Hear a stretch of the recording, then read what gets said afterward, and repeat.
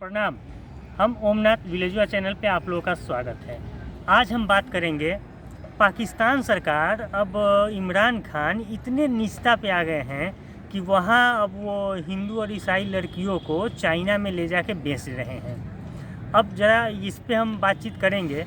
और इसमें क्या बात है कि जब वो पाकिस्तान के प्रधानमंत्री बने थे तो उस समय हालांकि पाकिस्तान के पास बहुत सारा कर्जा है, आज भी अमेरिका का है, चीन का है और तमाम देशों का है। मुस्लिम कई ममालिक हैं कंट्री, उनका है कर्जा। तो उस समय ये जो नवाज़ शरीफ के ज़माने में जो पीएमओ में जो भैंस होती थी, पुरानी गाड़ी होती थी, वो सब भी बेचे।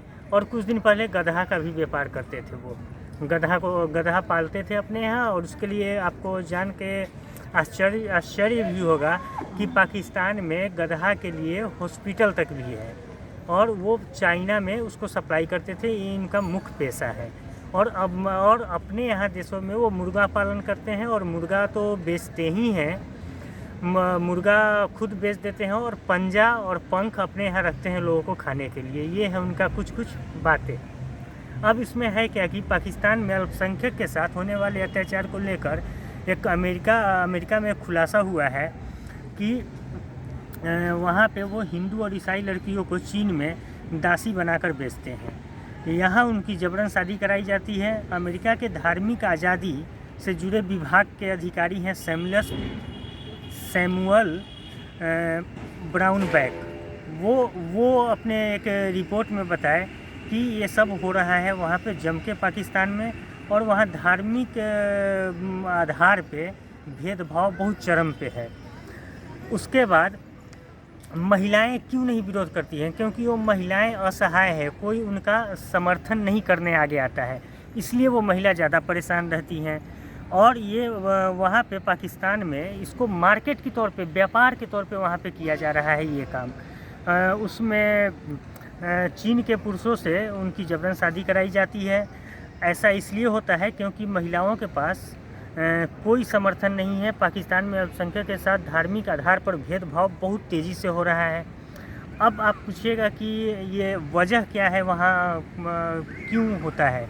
ये वजह इसलिए वहाँ पे होता है क्योंकि चीन में एक बच्चा की पॉलिसी आई थी। उसके बाद से वहाँ की जनसंख्या में महिलाओं की संख्या काफ़ी कम गई। इस कारण से उनके यहाँ महिलाओं की, लड़कियों की संख्या कम है, इसलिए वो पाकिस्तान से अब बोलेंगे आयात करते हैं, मंगाते हैं वहाँ से। और इसमें अमेरिका का जो रिपोर्ट तैयार किए हैं सैमुअल्स ब्राउनबैक, वो 10 देशों का अध्ययन किया है। ऐसा नहीं कि सिर्फ पाकिस्तान के लिए किए हैं। उन 10 देशों में कौन कौन देश है ये भी आपको बता दें ज़रा। म्यांमार है, चीन है, ईरान है, नाइजीरिया है, पाकिस्तान है, सऊदी अरब है, तजाकिस्तान है, तुर्कमेनिस्तान है, इरिटोरिया और नॉर्थ कोरिया शामिल है। और इनके अलावा कुछ और देश हैं, उनको भी, जैसे कोमोरोस, क्यूबा, निकारागुआ और रूस को भी एक अलग सूची में डाला है, जहाँ की धार्मिक स्वतंत्रता पर प्रतिबंध है। वहाँ आप खुल के धार्मिक स्वतंत्रता को नहीं दिखाया जाता है, नहीं दिखाते हैं। इसके अलावा अमेरिका कुछ जो धार्मिक स्वतंत्रता में खलल डालते हैं, वो कुछ संगठन भी हैं, उन पे भी बैन किया है। अल शबाब, अल कायदा, बोको हरम, हयात तहरीर, अल शाम, ISIS ग्रेट सहारा, ISIS वेस्ट अफ्रीका, तालिबान जैसे संगठन के नाम है। अमेरिका ने इनको भी बैन किया है। और अमेरिका ने इन संगठनों को Frank R Wolf's international religious freedom act 2016 के तहत विशेष सूची में डाला है। अब हम भाले सुल्तान जी से बात करेंगे। ये भी बारीक चीज़ों पे नज़र डालते हैं और अब इनसे हम आगे बात करते हैं। आइए भाले जी, आप तो आप बताइए, ये सब चीज़ जो हम आपको बताए हैं, इसमें आप कहाँ तक इसको माने समर्थन कर रहे हैं? और वहाँ पे ये सबसे बड़ा मुद्दा है कि लड़कियों माने एक तरह से ह्यूमन ट्रैफिकिंग भी अवैध तरीके से हो रहा है, बिना उनके मंजूरी के। इसको कैसे देखते हैं? धन्यवाद ओम जी। मैं कुंवर दिग्विजय सिंह भाले सुल्तान, अमेठी हरियापुर से। ओम जी, आज आपने बहुत ही अच्छा प्रश्न उठाया है पाकिस्तान को लेकर के। पाकिस्तान कंगाल हो चुका है, पूरी तरीके से बर्बाद हो चुका है, जिसको हम ये कह सकते हैं कि पाकिस्तान तबाह है। पाकिस्तान के पास अपने खाने के दाने नहीं हैं, लेकिन आज की डेट में वो हिंदुस्तान में आतंकवाद सप्लाई कर रहा है। हिंदुस्तान के खिलाफ होने वाली हर एक मूवमेंट को पाकिस्तान सपोर्ट करता है। ये चीज़ हर एक जगह पर आपको मिल जाएगी, एक एक डाटा प्रमाणित है, एक एक डाटा मिल जाएगा। प्रमाणित तो हम ये कह सकते हैं कि नहीं, किसी ने सर्टिफिकेट दे दिया चलो हो गया, लेकिन इसके डाटे हैं, इसका सबूत है, वीडियो है, फुटेज है, हर एक चीज है इसके लिए। ओम जी, आज आपने बड़ा अच्छा मुद्दा उठाया। आतंकी सप्लाई करने के साथ साथ ये अब माने लड़कियां सप्लाई करने लगे और चीन इनका बड़ा खरीदार हो गया। सर, एक होता है ना दल्ला। पाकिस्तान इस समय दुनिया का सबसे बड़ा दल्ला बन गया है। वो ईसाई हिंदू लड़कियों को जिस हिसाब से वो चीन में बेच रहा है, क्योंकि चीन की भी एक बड़ी अच्छी रणनीति है, किसी को ख़त्म करने के लिए वो इस तरह के धंधे करता ही है। चीन का ना है कि वो रिश्ते नाबूद कर देता है चीज़ों को, वो बड़े बड़े देशों को इस तरह से बर्बाद करने की कोशिश करता है। चीन की फॉर्मेलिटी, चीन की पूरी राजनीतिक विचारधारा ही अलग है। हम बात करते हैं केवल पाकिस्तान की। बिल्कुल, पाकिस्तान का एक जो सिनेरियो है वो पूरे धरती, वो ऐसा लगता है वो इस ग्रह के प्राणी नहीं है, वो किसी शुक्र और बुध ग्रह से आए हुए हैं। उनका समझ में नहीं आता है लोगों को। कभी आपके पास में अपना व्यवस्था चलाने के लिए, आपकी अर्थव्यवस्था चलाने के लिए आपको गधे बेचने पड़ रहे हैं। आपको प्राइम मिनिस्टर को, वहाँ के प्राइम मिनिस्टर को, प्रेसिडेंट को, जो आप कह लीजिए, पुरानी गाड़ियाँ बेच रहे हैं। एरोप्लेन की जगह 7 सीटर नहीं जाएंगे, 5 सीटर लेके चलते हैं। आपको प्लेन कहीं जाना होता है तो आप प्लेन पता चला सऊदी अरब से मंगा रहे हैं। आपको अमेरिका जाना है, किसी कार्यक्रम में हिस्सा लेना है, प्लेन आपके पास नहीं है, आप प्लेन जो है सऊदी अरब से मंगाएंगे। लेकिन भैया ना, आतंकवाद भारत में हम देंगे, आतंकवादियों को हम भारत में भेजेंगे।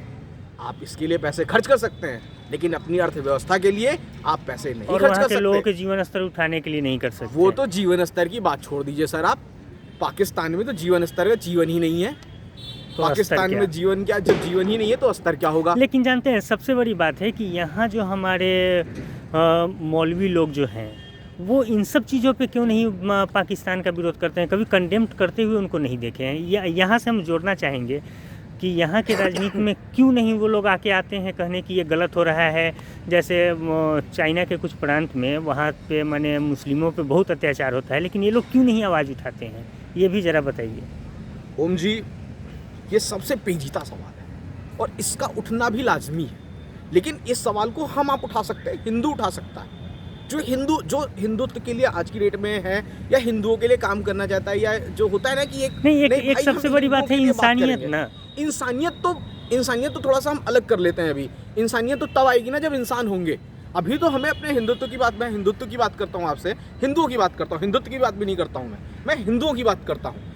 पाकिस्तान के अंदर आपको पता है वहालपुर एक जगह है, वहाँ पर कुछ परिवार ने अपने लिए ज़मीन खरीदने की रजिस्ट्रेशन तक कराया।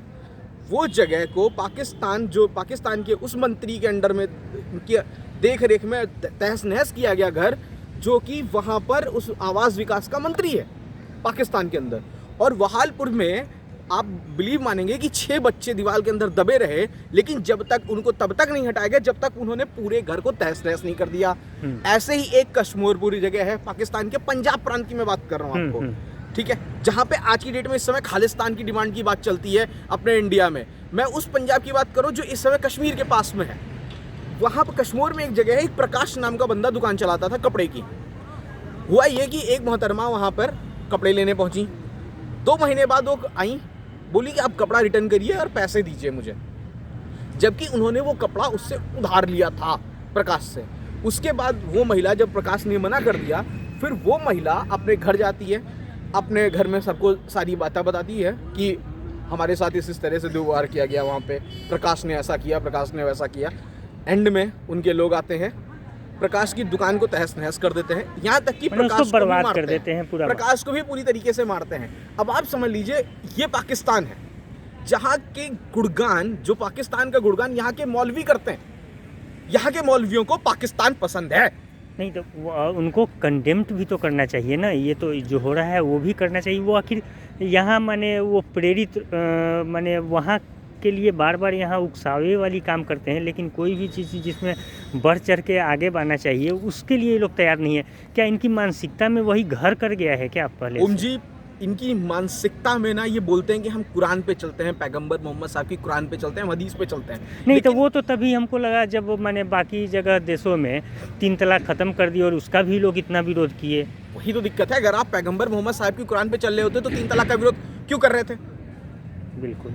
अगर आप पैगंबर मोहम्मद साहब की उस पे चल रहे हैं, जिनको भारत में भी लोग मानते हैं, जिनको पूरे विश्व में माना जाता है, ठीक है, उन्होंने भी तो इस चीज़ को बोला था ना, पैगंबर साहब ने भी कि नहीं 3 तलाक की कोई कानून नहीं होता, लेकिन उसको ख़त्म किया गया।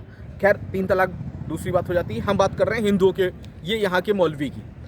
दरअसल क्या होता है ओम जी की फंडिंग होती है, एक अच्छा खासा ये पैसा, खेल है ये एक पूरा। अच्छा खासा पैसा यहाँ के मौलवियों को मिलता है पाकिस्तान को सपोर्ट करने के लिए, पाकिस्तान की तरफ से।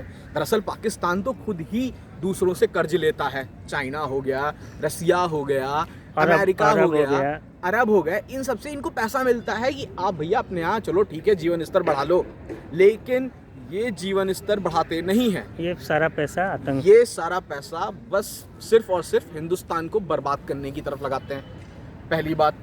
दूसरी बात, ये पैसा ये आतंकवाद को बढ़ाने में लगाएंगे, जो कि आपने देखा है कि 2-3 बार अब आम बात हो गई है।